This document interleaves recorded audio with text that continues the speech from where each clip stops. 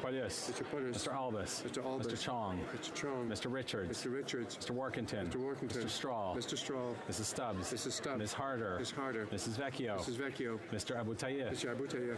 Mrs. Kuzi. Mrs. Kuzi. Mr. Kelly. Mr. Kelly. Mr. Lake. Mr. Lake. Mr. Lobb. Mr. Lobb. Mr. O'Bry. Mr. O'Bry. Mr. Clark. Mr. Clark. Mr. Reed. Mr. Reed. Mr. Lukiski. Mr. Lukiski. Mrs. Wagenthal. Mrs. Wagenthal. Mr. Nader. Mr. Nader. Mr. Brassard. Mr. Brassard. Mr. Sweet. Mr. Sweet. Mr. Genera. Mr. Genera. Ms. Alislev. Ms. Alislev. Mr. Soroya. Mr. Soroya. Madame Boucher. Madame Boucher. Mr. Carey. Mr. Carey. Mr. Hoback. Mr. Hoback. Mr. Zimmer. Mr. Zimmer. Mr. Yerdega. Mr. Yerdega. Mr. Tilson. Mr. Tilson. Mr. Calkins. Mr. Calkins. Mr. Jennis. Mr. Jennis. Mrs. Gallant. Mrs. Gallant. Mr. Dreeshen. Mr. Dreeshen. Mrs. Falk, Battlefords, Lloydminster. Mrs. Falk, Battlefords, Lloydminster. Mr. Cooper. Mr. Cooper. Mr. Albrecht. Mr. Albrecht. Mr. Arnold. Mr. Arnold. Monsieur Généreux. Monsieur Généreux. Monsieur Gould. Monsieur Gould. Mr. Waugh. Mr. Waugh. Mr. Schmale. Mr. Schmale. Mr. Macaulay, Edmonton West. Mr. Macaulay, Edmonton West. Mr. McKenzie. Mr. McKenzie. Mr. Shields. Mr. Shields. Mr. Diot. Mr. Diot. Mr. Leipert. Mr. Leipert. Mr. Vierson. Mr. Vierson. Mr. Weber. Mr. Weber. Mr. Mott. Mr. Mott. Mr. Lloyd. Mr. Lloyd. Mr. Barrett. Mr. Barrett. Mr. Davidson. Mr. Davidson. Mr. Stanton. Mr. Stanton. Mr. Sopak. Mr. Sopak. Mr. Shipley. Mr. Shipley. Mr. Glinsky. Mr. Glinsky. Mr. Miller, Bruce Gray, Owen Sound. Mr. Miller, Bruce Gray, Owen Sound. Mrs. Philpott. Mrs. Philpott. Ms. Wilson-Raybould. Ms. Wilson-Raybould. Mrs. Caesar Chavan. Mrs. Caesar Chavan. Mr. Kung. Mr. Kung. Monsieur Plamondon. Monsieur Plamondon. Monsieur Thériault. Monsieur Thériault. Monsieur Beaulieu. Monsieur Beaulieu. Madame Gill. Madame Gill. Monsieur Barcelou-Duval. Monsieur Barcelou-Duval. All those opposed to the motion will please rise. Mr. Singh. Mr. Singh. Mr. Massey, Windsor West. Mr. Massey, Windsor West. Ms. Benson. Ms. Benson. Ms. Kwan. Ms. Kwan. Mr. Angus. Mr. Angus. Mr. Davies. Mr. Davies. Ms. Ramsey. Ms. Ramsey. Monsieur Caron. Monsieur Caron. Madame Brosseau. Madame Brosseau. Madame Trudel. Madame Trudel. Madame Sans Souci. Madame Sans Souci. Ms. Blaney, North Island, Powell River. Ms. Blaney, North Island, Powell River. Ms. Jolibois. Ms. Jolibois. Monsieur Dussault. Monsieur Dussault. Monsieur Dubé. Monsieur Dubé. Monsieur Aubin. Monsieur Aubin. Monsieur Nantel. Monsieur Nantel. Monsieur Choquette. Mr. Choquette. Mr. Cannings. Mr. Cannings. Ms. Hardcastle. Ms. Hardcastle. Mr. McGregor. Mr. McGregor. Mr. Cullen. Mr. Cullen. Madame Boutin-Sweet. Madame Boutin-Sweet. Mr. Christopherson. Mr. Christopherson. Ms. Duncan Edmonton Strathcona. Ms. Duncan Edmonton Strathcona. Mr. Donnelly. Mr. Donnelly. Ms. Matheson. Ms. Matheson. Madame Hughes. Madame Hughes.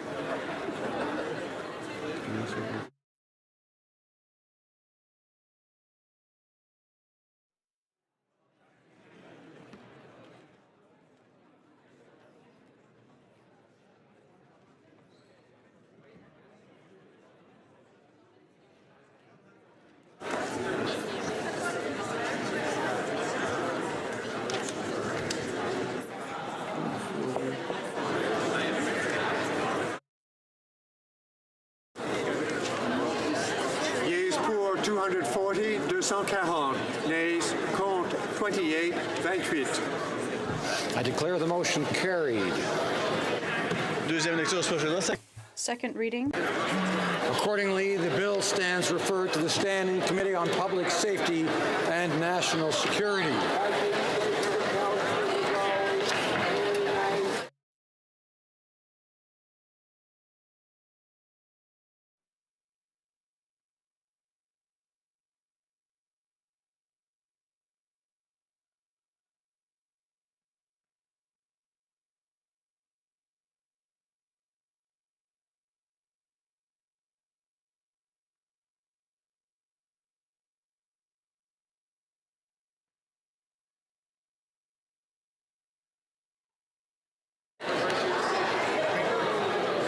Good day, Michael.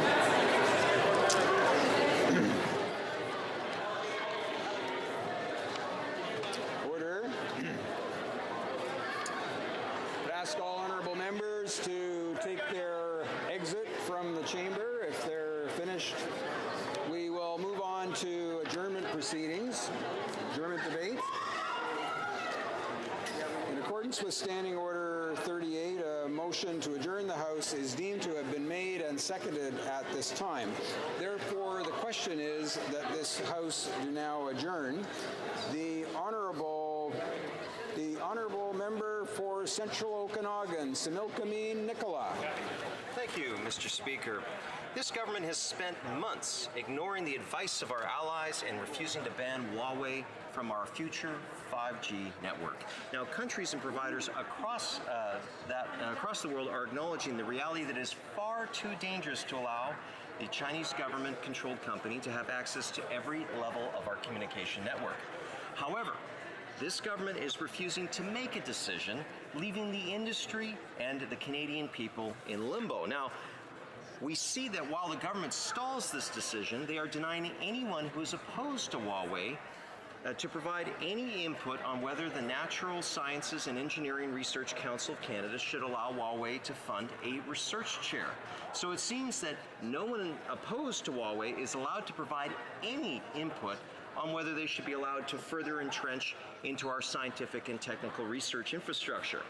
Typical from this government, Mr. Speaker, make a decision and only allow those who agree with you to provide any input. Surely, if anyone opposed to Huawei funding research are barred from participating, then only those in favor will be heard. Right now, UBC is partnering with Huawei on 5G research because the government has not told them that they should not do so. 3 former directors of our key security agencies have said Canada should cut ties with Huawei when it comes to the development of our 5G infrastructure. The director of CSIS has said we need to be wary of state-sponsored espionage on the 5G network. Yet one of the largest universities in the country is allowing Huawei into their network with zero guidance from this Liberal government. Universities like Stanford, Berkeley, and Oxford are severing ties with Huawei, while the Canadian government is basically welcoming them with open arms. It's unthinkable why the government is helping Huawei embed itself into Canada's research infrastructure and 5G network, while saying they haven't decided on whether or not to allow it at all. Now, we cannot have a government that pulls the wool over its eyes and pretends that everything is fine. While Canadians await execution in China, it is unreasonable to allow Chinese government-controlled Huawei to infiltrate our 5G networks and our universities. It is far past time that the government listen to our allies, Mr. Speaker, do what is right, and ban Huawei from our 5G network and also stop signing research deals with them. Secretary to the Minister of Public Safety. Thank you, Mr. Speaker, and thank you to the Honourable Member for Central Okanagan, Similkameen Nicola, for his question regarding 5G cybersecurity in Canada.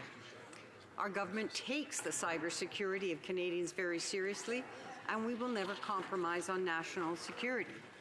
We're investing more than $869 million to fund a new cybersecurity strategy to ensure secure and resilient cyber systems and to encourage innovation. As part of the strategy, the Communications Security Establishment received funding to establish the Canadian Centre for Cyber Security. The new centre is a hub for the government's leading cybersecurity experts and can address rapidly developing cyber threats throughout the world in real time. Together with Canadian and international partners, Canada's National Communications Intelligence Agency is constantly working to identify threats, and we will continue to listen to its advice. We have the utmost confidence in the CSE's cybersecurity expertise, but of course, they cannot do it alone. Security is a collective effort, and that involves 31 telecommunications service providers. We have been partnering with industry and vendors since 2013 to make sure that the equipment in our telecom networks is safe and secure for all Canadians. The success of this program demonstrates the willingness, the transparency, and good faith of the private sector to work with the government. Canadians can be confident that our telecommunications networks are properly protected, among the best and most secure in the world. We're leveraging that experience and that of our allies to ensure that Canada continues to raise the bar for security globally. Some of our closest allies around the world have restricted certain equipment for inclusion in their 5G developments. We will continue to engage with our allies around the world as the government works to formulate Canada's position on this issue. 5G will be the backbone of the digital economy and a platform for innovation. Beyond improving telecom, 5G will enable new technologies across other sectors such as transportation, energy, and healthcare. Canadians can rest assured that we are working to make sure that these networks are properly and thoroughly protected. Thank you, Mr. Speaker. The honourable member for Central Okanagan, Similkameen Nicola. Mr. Speaker, the honourable member has said that she believes the process the government is using is transparent. She also believes that they are working with telecoms across the country. Mr. Speaker, she also says that that they are always going to put our national security in place, Mr. Speaker. At the same token, first of all, the government has not been transparent.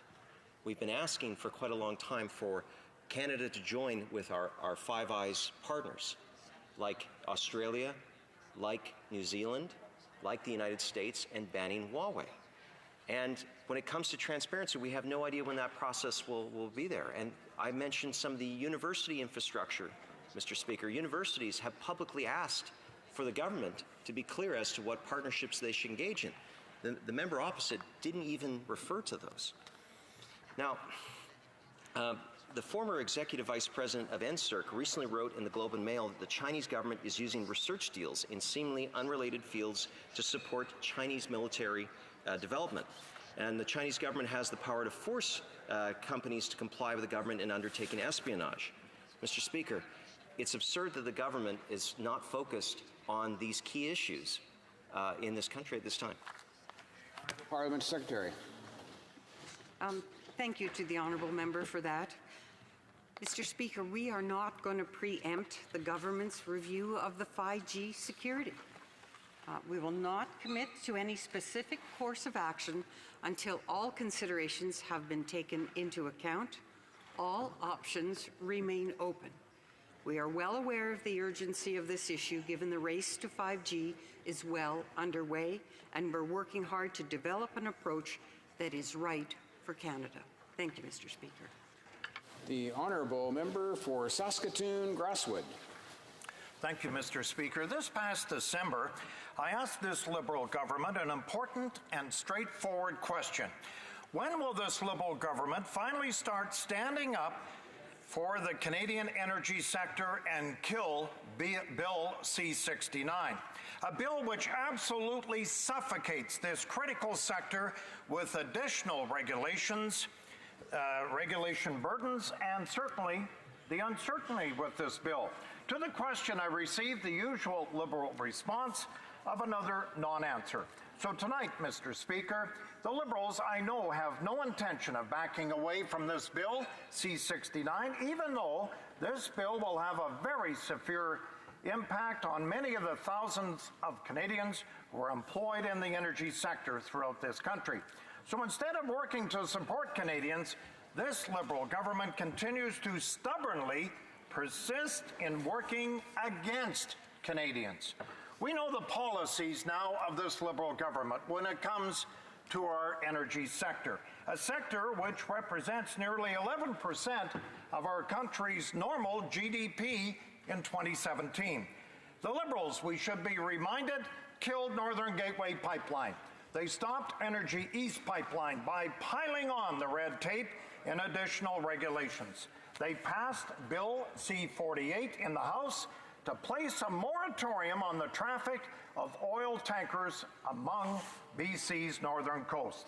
They failed to support the construction of the Trans Mountain Pipeline, and as a result, they had to spend $4.5 billion of taxpayers' money to buy the existing Trans Mountain Pipeline just to keep the project from collapsing entirely. It is clear, Mr. Speaker, that the Liberals have never had a plan to support the Canadian energy sector.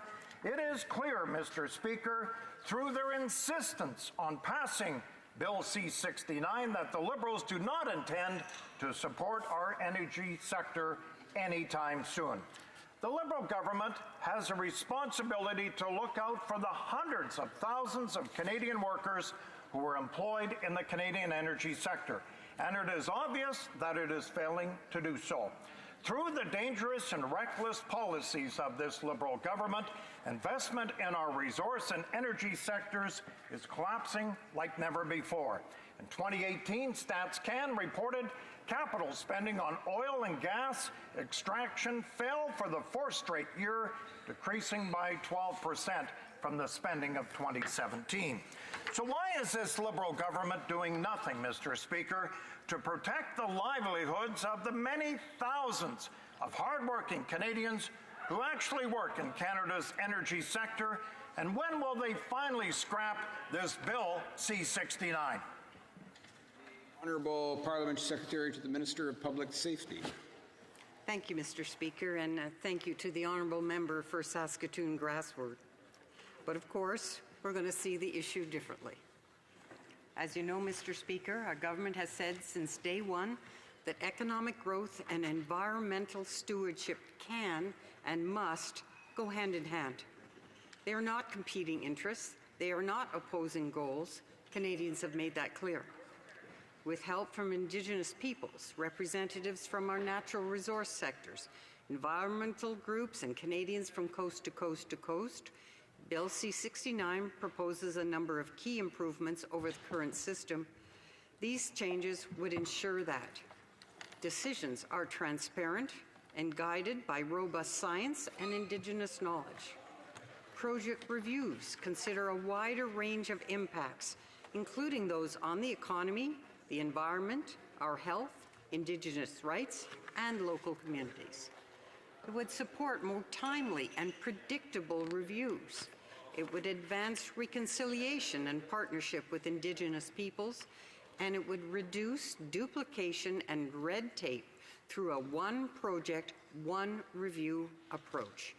And Mr. Speaker, Canada has a new wave of projects on the way, which makes this legislation not only important to address existing concerns, but necessary for us to take full advantage of future potential.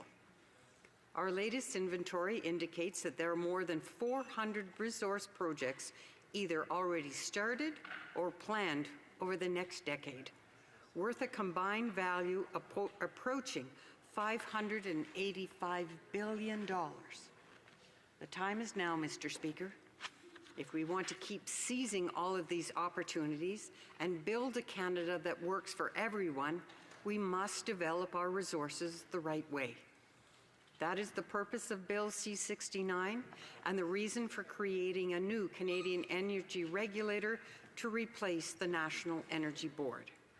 Canadians deserve a federal regulator that reflects Canada's and the world's changing energy needs.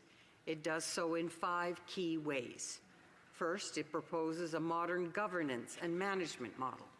Second, it would enhance investor certainty by reducing red tape, duplication, and unnecessary delays in the decision-making process.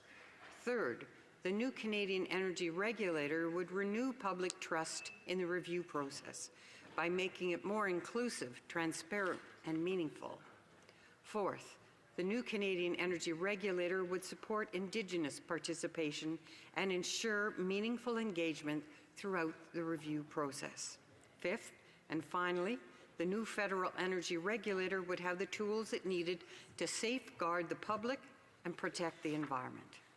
Through all of these measures, Mr. Speaker, we can reap the benefit of the tremendous future in front of us.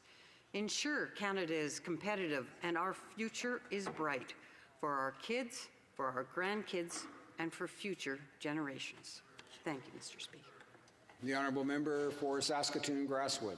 Thank you, Mr. Speaker. There is a billboard on Wellington, just outside West Block, my office on Confederation, that reads, First Nations are opposed to Bill C-69. I repeat, First Nations are opposed to Bill C-69.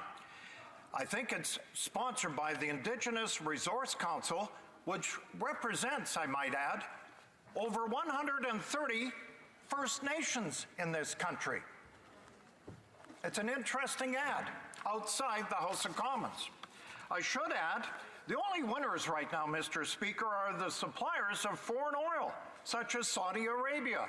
StatsCan reported in the last 5 years, Canadian oil imports from Saudi Arabia has risen over 66%. The real winners, Saudi Arabia. The real losers, Indigenous and Canadians. Parliamentary Secretary. Thank you, Mr. Speaker, and thank you to the honourable member. Let me be clear. We heard Canadians when they said they wanted a better process for reviewing major resource projects, because all Canadians have a stake in ensuring that good resource projects can move forward and grow the economy, create good middle-class jobs, and do so in a way that protects the environment and our health. This bill does that and provides better opportunities for meaningful participation at all stages by introducing a new early planning and engagement phase, by ensuring Canadians have the information and tools they need to participate fully. It is a response on behalf of every Canadian who wants our natural resources sector to be competitive, to be sustainable, to be a source of good middle-class jobs now into the future. Thank you, Mr. Speaker. The honourable member for Calgary Rocky Ridge. Well, thank you, Mr. Speaker. And tonight I rise at adjournment proceedings to take up a question that I asked quite some time ago now, but it is still timely. And given the response to the question from the member from Saskatoon Grasswoods, I'm disappointed in what I've heard so far. My question was to the Minister of Energy, and I asked him to apologize for remarks that he made on in December on Power and Politics, where he said, quote, "Any intelligent person will tell you that Northern Gateway was overturned by the Federal Court of Appeal. Not moving forward on Energy East was a decision of the company." Well, Mr. Speaker, I renew my call on the Minister to apologize for insulting the intelligence of Canadians that see quite clearly what this government has done to ensure that pipelines do not get built in the extreme lengths that they will go to. On the question of Northern Gateway, Madam Speaker, it is as if that minister was not even aware of Order in Council 2016-1047. This was the Order in Council that terminated Northern Gateway. It was a minister's decision to terminate approval for that project. Shameful. It was also as if that minister was not aware that his own government had introduced Bill C-48, which is right now struggling its way through the Senate, where hopefully it will die. But this House had passed a bill, Bill C-48, that would render the Northern Gateway project impossible. So for him to say that any intelligent person will tell you it wasn't the government that rendered this project unviable is insulting to Canadians who can see very clearly how this government's policies have affected pipelines. Let's look at where we were when this government took office. There were 4 very large pipeline projects. 2 were already approved. And that is the Keystone XL project and the Northern Gateway project. There were approvals in place on both of these projects. The Energy East project was contemplated. It hadn't reached the stage of a formal application. And there was also the Trans Mountain expansion, again, which was at the pre-approval stage. This government chased away all of these projects in their own way. They failed to champion Keystone XL and wasted time during the Obama administration, and that project still is not built. The Northern Gateway, we know that this government killed it deliberately by Order in Council and by the shipping ban. Energy East, we know that this government moved the goalposts to render approval an impossibility and not even worth pursuing by the proponent. And Trans Mountain, while time doesn't even allow me to get into the entire debacle of the Trans Mountain expansion, but this government ignored all of the problems that were mounting on that. They voted against opposition motions calling upon them to take positive steps to ensure its approval. Then they bought it, paid $4.5 billion for it, promised construction would begin immediately, and no shovels are in the ground. All 4 projects, Mr. Speaker, none are built. All Parliamentary Secretary to the Minister of Public Safety. Thank you, Mr. Speaker, and I want to thank the honourable member for Calgary Rocky Ridge for his question. Mr. Speaker, through Bill C-69, we are delivering on a promise to Canadians to review and streamline our environmental review and regulatory process. We know that this legislation will put in better rules to protect our environment, fish and waterways, help rebuild public trust in how decisions about resource development are made, all while strengthening investor confidence and advancing Indigenous reconciliation. How? By implementing a single, integrated, and consistent approach based on the principle of one project, one review, and by ensuring that good projects move forward in a predictable and timely way. Indeed, Bill C-69 would actually tighten timelines, eliminate overlap among review panels, and make government more accountable. This new approach would also help to diversify Canada's energy markets, expand our energy infrastructure, and drive economic growth. That's what Bill C-69 does. It's about ensuring the economy and the environment go hand in hand. That was our vision behind Bill C-69 and the reason for creating a new Canadian energy regulator to replace the National Energy Board. We want to create a new federal regulator that reflects Canada's changing energy needs with an expanded mandate, greater diversity, and enhanced powers. This is important and frankly overdue because the NEB's structure, role, and mandate have barely changed since it was created in 1959. We need a modern regulator to integrate Canada's energy, economic, environmental, and climate goals, and at the same time renew Canada's relationship with Indigenous peoples. All of these things are clearly illustrated in our government's comprehensive response to the Federal Court of Appeal's decision on the Trans Mountain Expansion Project. We instructed the National Energy Board to reconsider its recommendations on the project to include the effects of marine shipping related to the pipeline's expansion. We relaunched our government's Phase 3 consultations with Indigenous groups affected by the project. These actions are among the things that makes Bill C-69 transformational.